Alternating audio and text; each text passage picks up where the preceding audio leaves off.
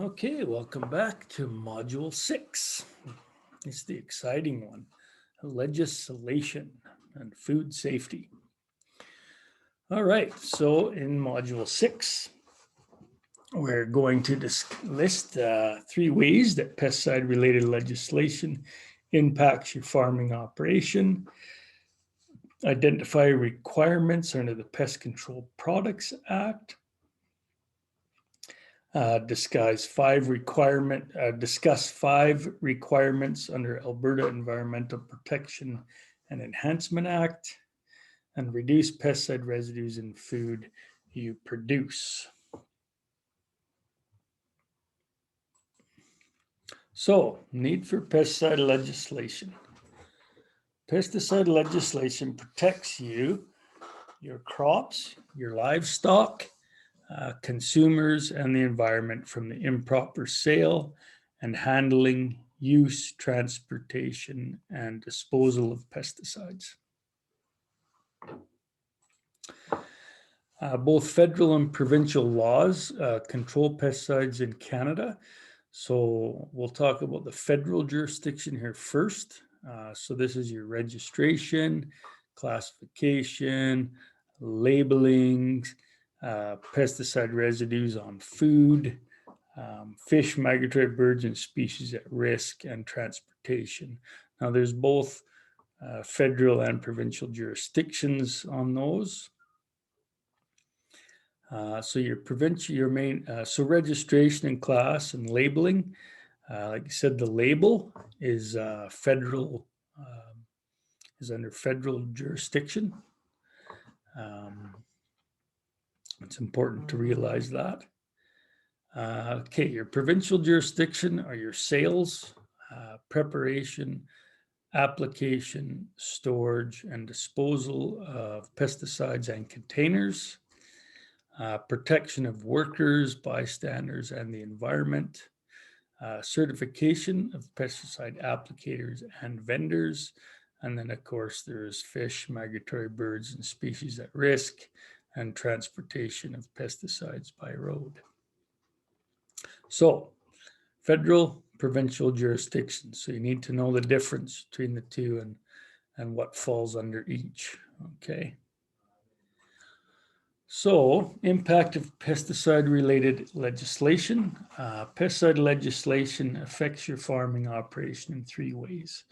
General use and disposal of pesticides, use of pesticides in sensitive areas, and the control of certain pests. General use and disposal. Pesticide regulation regulates how pesticides are used, applied, handled, stored, and disposed of. Federal legislation deals with pre-harvest intervals, grazing restrictions, buffer zones, residues, etc. This information is listed on the label.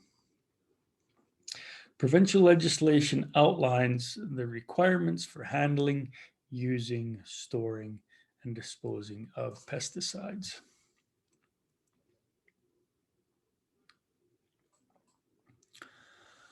Use of pesticides in sensitive areas.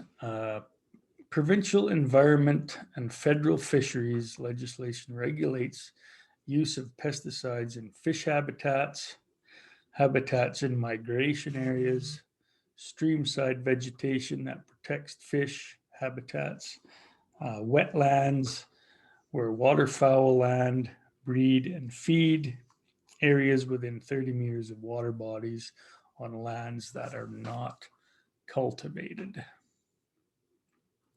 These are considered sensitive. The control of certain pests. Pesticide regulation requires that you control certain pests. So we know that Alberta is rat-free. It's because it's legislated to control the Norway rat. Grasshoppers, warble fly, bacterial ring rot disease, restricted weeds, and noxious weeds afforded by a weed notice. Federal pesticide legislation. Pest Control Products Act, or PCP Act, is the most important federal law regulating the use of pesticides in agriculture. This act ensures that products have been adequately tested in Canada for safety and effectiveness. It is illegal to use products not registered in Canada.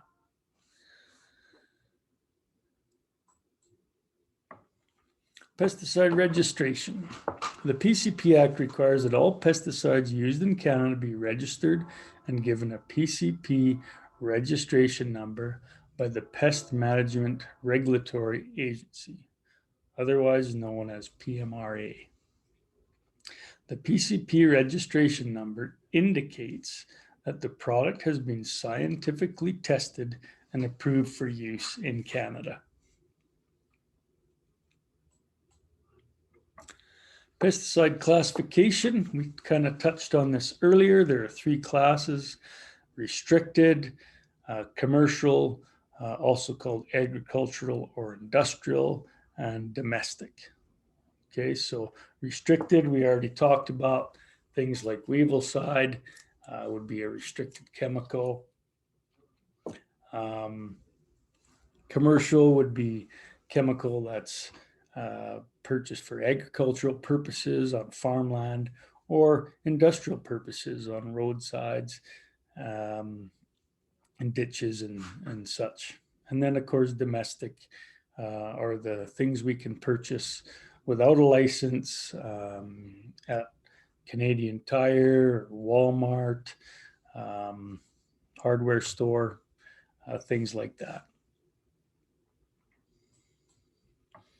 Okay, the Food and Drug Act. The Federal Food and Drug Act regulates the pesticides' maximum residue limits in food. Okay. There's other acts, that are out there that you can know about. I'm not going to cover them here. For example, Fertilizer Act, Pesticide Residue Compensation Act, Feeds Act, Transportation of Dangerous Good Act, Canadian Environmental Protection Act. I do have Species at Risk Act in bold. For example, burrowing owl is an example of a species at risk, or a swift fox also. Federal Fisheries Act, and then Migratory Birds Convention Act.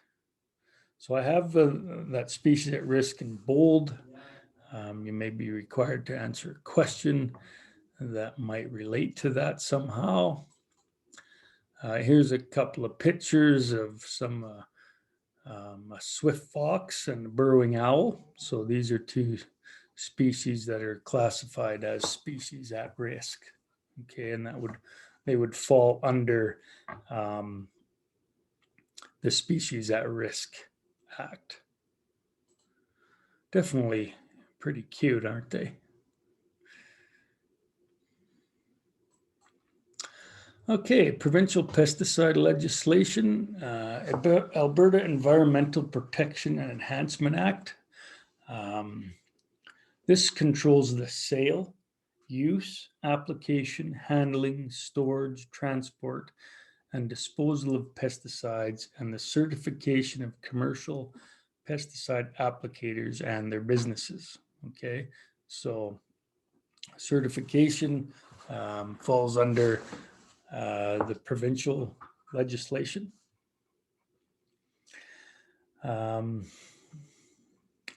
Provides for the appointment for provincial inspectors, gives them power to enter onto any land and to take samples of anything for the purposes of investigating suspected violations of the Act. And provides penalties up to $50,000 for individuals and $500,000 for corporations found guilty of pesticide violations. Requirements under in the Environmental Protection and Enhancement Act. Use pesticides as specified on the label. Maintain an air gap.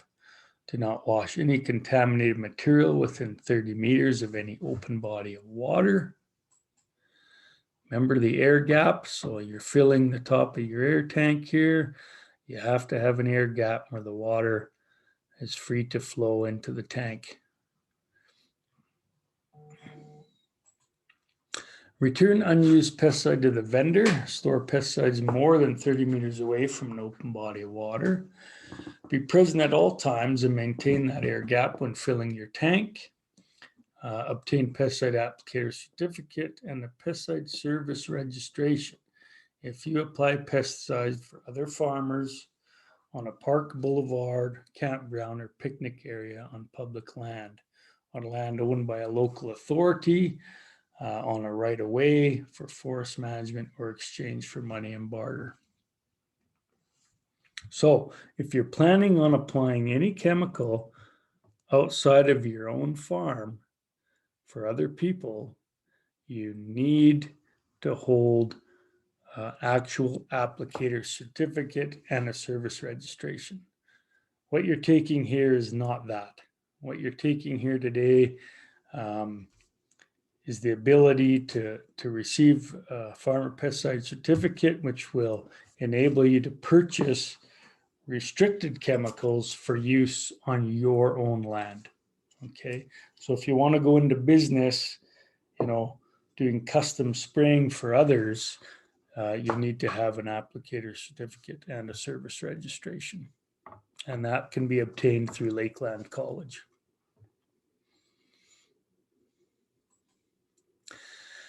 Open body of water is bed and shore of an irrigation and drainage canals, reservoir, river, stream, creek, lake, marsh, but does not include waterworks systems. They have their own approvals. Bodies of water completely surrounded by private land and having an area of less than 4 hectares with no outflow. Bodies of water on public land that have an area less than 0.4 hectares and no outflow of water. Irrigation and drainage canals completely surrounded by private land and no outflow. Roadside ditches. Dry streams with bed and shore averaging less than 0.5 meters within the boundaries of the treatment area. And man-made water hazards on golf courses with no outflow.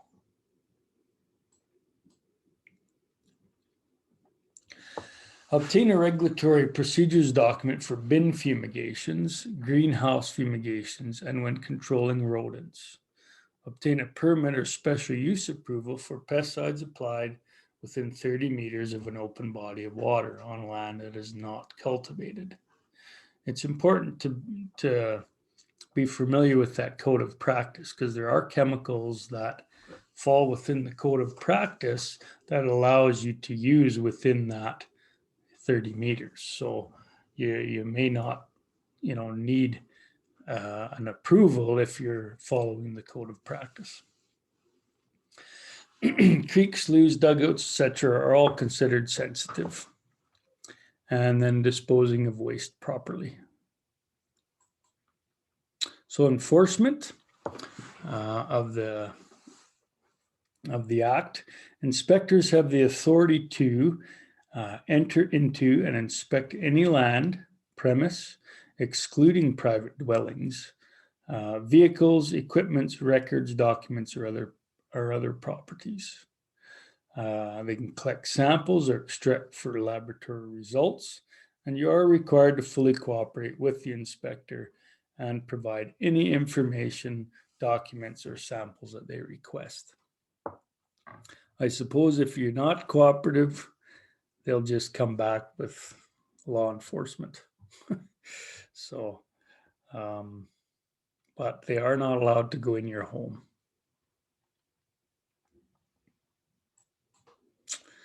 Environmental code of practice. So generally summed up as spot application for noxious perennials within 30 meters of an open body of water with certain specified pesticides.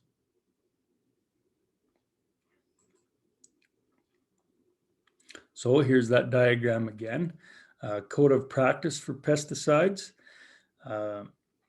Zones around an open body of water. So zone 1, that's your lake and your shore.